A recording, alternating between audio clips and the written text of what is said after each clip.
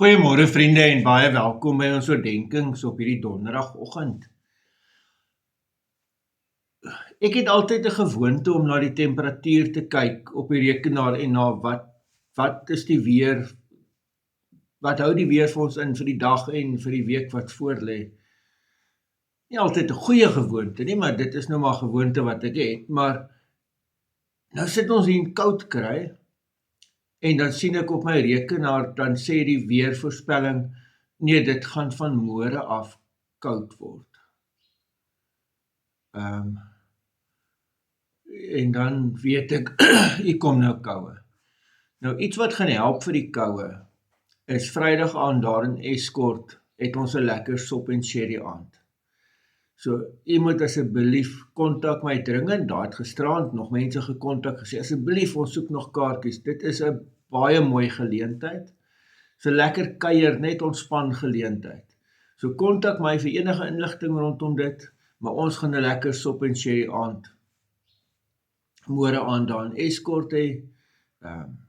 Ja, jy is almal uitgenooi. Nou is ons by Lukas 8 vanaf vers 16. Niemand steek 'n lamp op en maak dit toe met 'n houer of sit dit onder 'n bed nie. Trouwens, 'n mens sit dit op 'n lampstander, sodat die mense wat binnekom die lig kan sien. Daar's niks verborge wat nie blootgelê sal word nie, en niks weggesteek wat nie bekend sal word en aan die lig sal kom nie. Let daarom op hoe julle luister. Wie het, aan hom sal gegee word, en wie nie het nie, van hom sal selfs dit wat hy dink hy het, weggeneem word. Geliefdes, as ons hierdie gedeelte baie vinnig en oppervlakkig lees, dan skielik maak dit nie baie sin nie. Maar onthou nou, hoeveel keer het ons gesê, konteks, hoe belangrik die konteks is, en hoe dit ons help om die gedeelte wat ons nou mee besig is, te verstaan. So wat baie belangrik is dat ek en jy onthou, hierdie gedeelte sluit nou direk aan by die gelykenis van die saaiër. So, Jesus praat nie hier net oor lig wat ons moet uitstraal nie, maar veral oor wat gebeur wanneer ons die woord van God regtig hoor en ontvang. So vers 16 en 17 sê die lig is bedoel om sigbaar te word. Niemand steek 'n lamp op en maak dit toe nie, né? In ons tyd nou steek ons nou nie meer lampe op nie. Ek sit my bedliggie aan, maar ek sit hom tog nie aan en dan sit ek 'n houer bo op hom nie. Dit werk nie so nie. Die doel van die lamp is dat mense kan sien. Dis hoekom ek 'n lig aansit, sodat mense dit kan sien. Net so is die waarheid van God se koninkryk bedoel om gesien te word. Dit is nie bedoel om weggesteek te word nie. Ook in my lewe, so wanneer God se woord in my hart wortel skiet, onthou nou die gelykenis van die saaiër, né? Die saad wat op goeie grond geval het. Dan word dit sigbaar in jou lewe, in jou optrede, ook in jou verhoudings. Vers 17 herinner my ook aan dat niks weggesteek kan bly nie.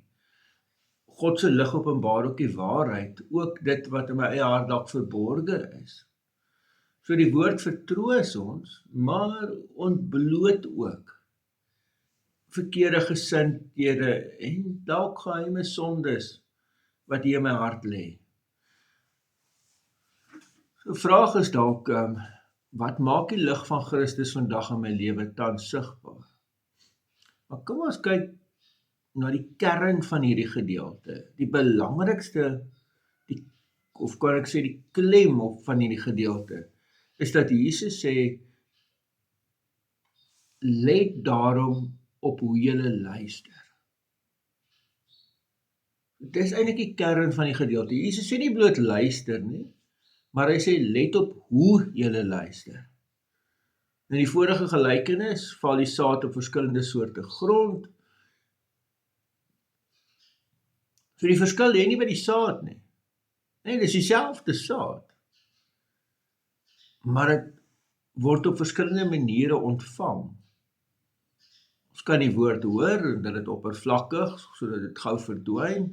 Ons kan dit selektief hoor, sodat ons hoor net waarvan ons hou, of net waarmee ek saamstem eintlik. Maar ons kan dit ook hoor met 'n ontvanklike en gehoorsame hart. Baie interessant net, die Griekse woord vir luister hier, en nou hoop ek spreek dit reg uit, akouo. Dit beteken baie meer as net om die klanke te hoor. Akouo het te doen met 'n luister wat lei tot verstaan, ontvang en gehoorsaam. En dan die volgende vers verstaan ons ook nie baie goed nie, die volgende gedeelte, wie het aan hom sal gegee word. Dit beteken nie dat God willekeurige sommige mense beoordeel nie. Dis doodgewone logiese waarheid, wanneer iemand die waarheid wat hy ontvang het ernstig opneem en uitleef, dan groei sy begrip en geloof. Hoe meer ons gehoorsaam luister, hoe meer ontdek ons God se waarheid. Nee, dit is ongelooflik hoe dit werk. Maar wanneer iemand die woord voortdurend hoor sonder om daarop te reageer, verloor hy selfs dit wat hy meen hy verstaan het. Ongebruikte geestelike insig verdof.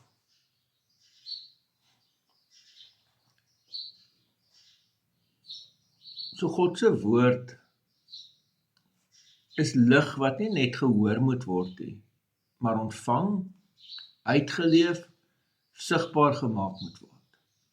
So daar's 3 vrae vanoggend wat na my en jou toe kom, wat ons bietjie moet oordink in hierdie stilte tyd. Die eerste vraag, en dit het ook met my hart te doen, luister ek na God se woord met die bereidheid om te verander?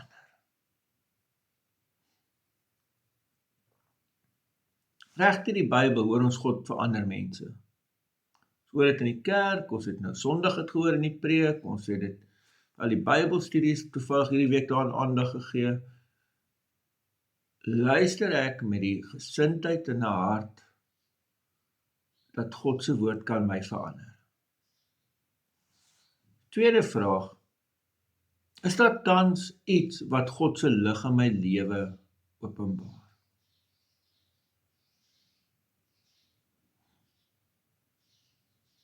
En die derde vraag, hoe kan die lig van Christus vandag deur my lewe sigbaar word? Amen.